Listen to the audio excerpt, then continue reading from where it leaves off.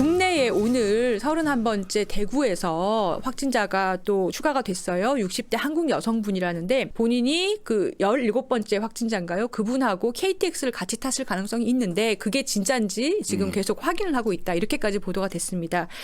시민들 걱정이 많은데요. 그러면 우리 여기 전임 보건복지부 장관님 계시니까요.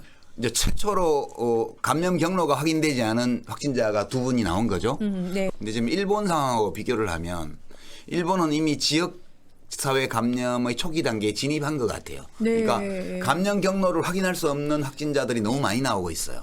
우리는 지역 사회 감염으로 넘어가는 경계선에 지금 우리 사회가 와 있다고 해요. 무섭긴 하지만 사실은 알고 지나가야 되는 거니까요. 지금까지 한 건 봉쇄 조처예요. 예. 봉쇄 조처는 호미로 막는 거거든요.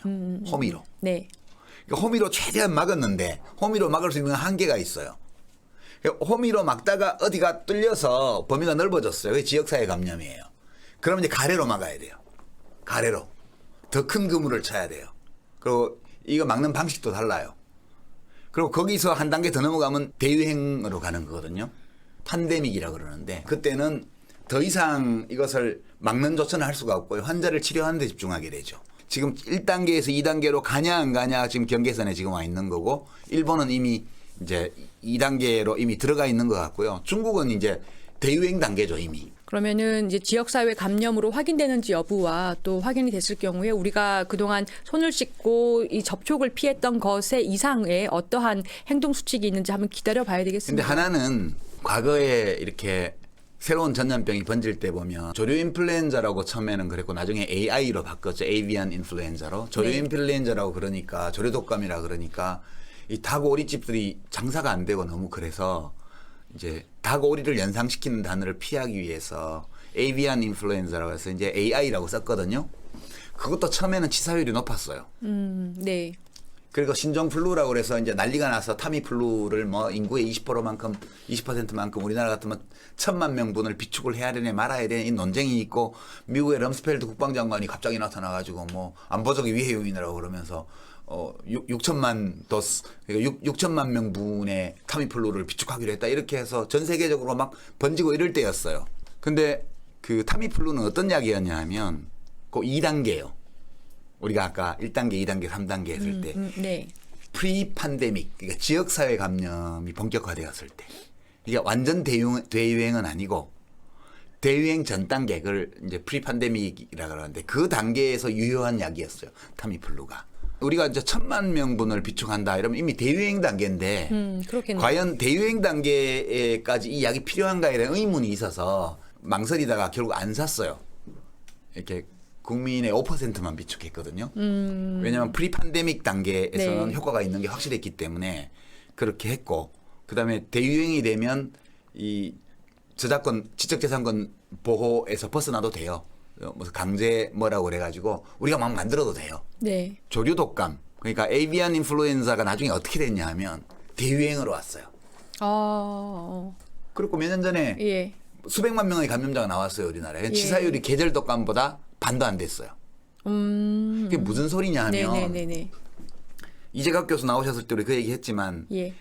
이 바이러스는 짧은 시간 안에 계속 자기 복제를 하기 때문에 변종이 생겨요. 근데 치명적인 독성을 발휘하는 바이러스는 멀리 퍼지지를 못해요. 숙주가 죽어버리거나 활동 능력이 없어지기 때문에.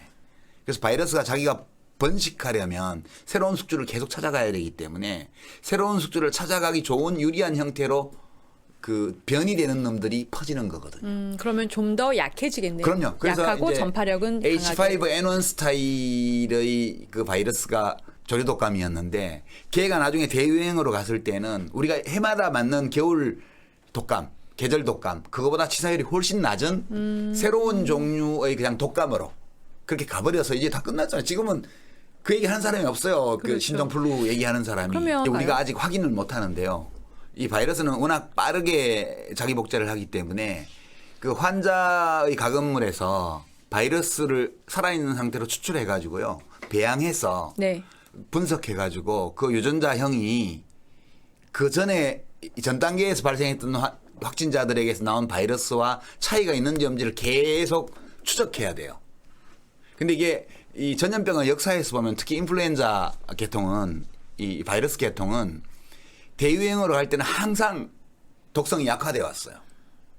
그 얘기거든요. 그러면 네. 코로나19도 그럴 수 있다. 그럴 수 있는 거죠. 지금 그럴 수 중국에서 있다. 사망자가 너무 많이 나오는 거는 바이러스 자체를 죽이는 약은 아직 개발을 못했기 때문에 이 바이러스에 대항해 싸우는 과정에서 생기는 염증 반응 때문에 죽는 거잖아요. 폐렴 특히.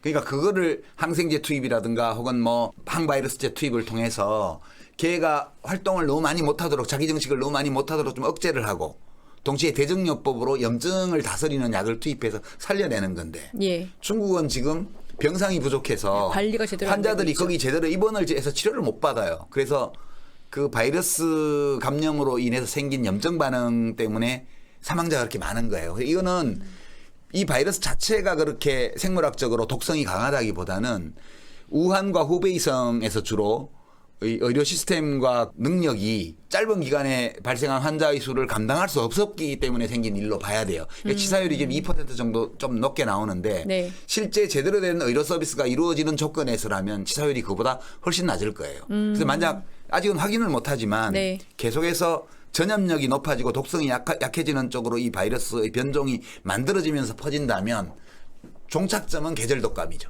이게 지금 미국에서 계절 독감으로 올 겨울에 14,000명인가 사망자가 나왔대잖아요. 예, 더 훨씬 더 많이 사망을. 근데 걔는 아는 애기 때문에 그렇죠. 우리가 안다고 생각하기 때문에 두려움을 안 갖는 거고 일반적으로 독감 예방을 위한 그런 활동들을 조처들을 하는 거죠. 이게 만약 지역사회 감염으로 가면 이제는 일일이 확진자가 발생하면 그 사람의 동선을 추적해서 역학조사를 하고 그거를 시민들에게 알리고 이게 의미가 없어져요. 네, 그렇게 되면 환자를 빨리 발견하고 그렇군요. 빨리 치료하고. 그리고 이제 일반적으로 바이러스 전염에 도움이 되는 방식의 행동 양식이나 이런 것들을 권고하고 이제 이게 지역사회 감염 단계고 대유행으로 가면 그때는 사실은 대책이 없어요. 그때는 의료 서비스를 신속하고 적절하게 공급하고 그게 빨리 지나가기를 뭐 바라야 되는 거죠. 대유행 단계에 가면 네. 그거는 이제 독감하고 같은 거예요. 그 1918년 스페인 독감 때도 우리나라에서 약 10만 명 이상이 죽었을 것으로 추정이 돼요. 감염자가 몇백만이 나왔고요, 그때. 그게 뭔지도 몰랐거든요, 그때. 그리고 의료시설도 거의 없다시피 했고, 우리나라가. 1960년대 홍콩 독감. 1968년도인가요? 그때도 사망자가 꽤 많이 나왔고요. 이제 지난번 신종플루. 그게 다 같은 계열의 바이러스였던 걸로 확인이 다 됐거든요. 이렇게 된 거죠. 너무 설명이 하나만 길어졌나? 지금 너무 방역 담당자들이 바쁘셔가지고 우리 여기다가 모셔낼 수가 없어요. 저는 이재갑 교수님 오신 줄 알았습니다.